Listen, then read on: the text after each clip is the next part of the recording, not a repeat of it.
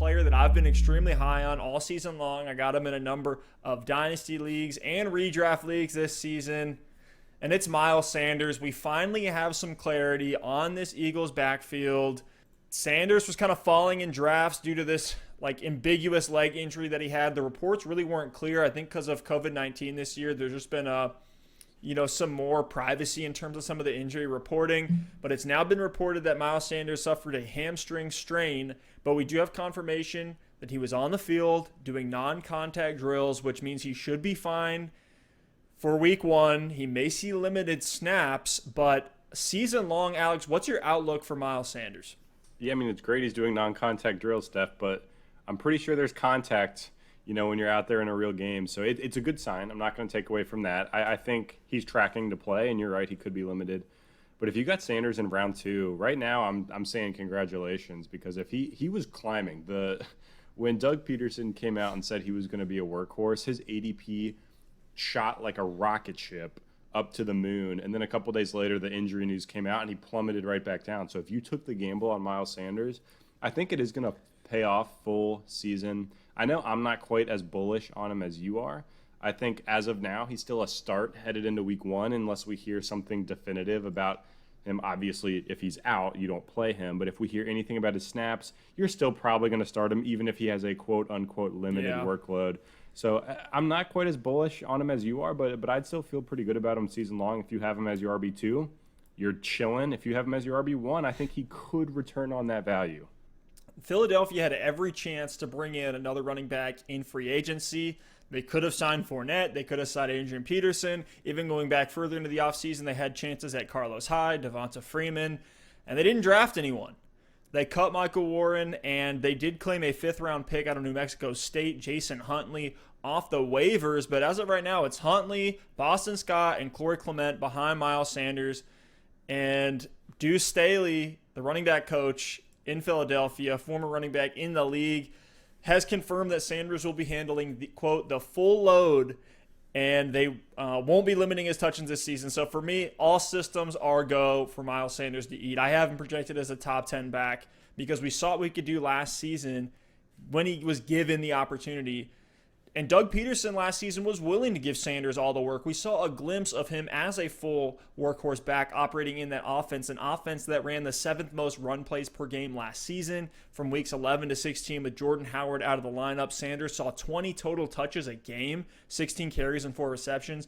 And he was pretty efficient with that work, 4.5 yards per clip on the ground. He was 2nd in yards per target amongst running backs, 7th in the league in yards per touch, and he had the 5th highest juke rate last season. So in terms of extra points that you're going to get on a weekly basis, you give the guy the volume, and then you're seeing the explosiveness, the talent, and the added yards and scoring ability. I love it. I love it. He's a guy that's hard to bring down, and this offense is a great situation on top of everything else. They were the top half of the league in terms of volume, both on the ground and through the air. All these are the things that you want, the formula for a second-year breakout running back. You're seeing it right now in Miles Sanders. So I'm all aboard this hype train. Like I said, I got him in a number of leagues, and I couldn't be more excited to see how he comes out in week 1. I just hope, and this is something to monitor, just keep your eyes on the reports. Make sure that they haven't come out and said that he'll be limited or that he won't play. Outside of week 1, I'm not worried about the injury. It sounds like it's not too serious. The fact that they kept him off the field and out of camp as much as they did tells me that they're trying to preserve him for the season. So I'm all in on Sanders this year, man. With Sanders, I'm in. I'm not as bullish as you are. I'm in because if he gets work on the ground, he's a receiving back. If you're in a PPR or a half PPR format, he can catch the ball as well. He has the skill set to do it all. But, Steph, what's just a few miles down the road from Philadelphia, if we're speaking of Miles Sanders? It's Boston. And Boston Scott, I think, is the real reason. No. Yeah, that was brutal. Sorry about that. But Boston Scott is the reason that I think that's why they didn't bring in any of these other guys in the offseason, those veterans. Boston Scott, we talked about it before on the show. You've actually expressed a lot of love for Boston Scott. I love He's Scott. A good running back. He's a backup. And I think Sanders will be the workhorse and Boston Scott will be the backup, but he can get it done. And if he starts to get a hot hand and Sanders is a little bit banged up, if he has, the hamstring issue going into the season, we saw it last year. Miles Sanders left a game with an ankle injury.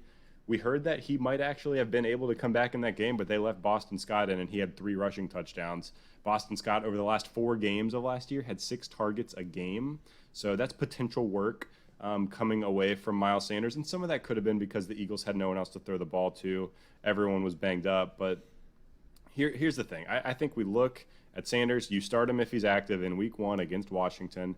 Let's see how he comes out. If the snaps are there, we'll see how he's used. We'll see how the injury looks. And, I mean, honestly, I like him to have a solid game. Season long, I think he can be a top 12 guy.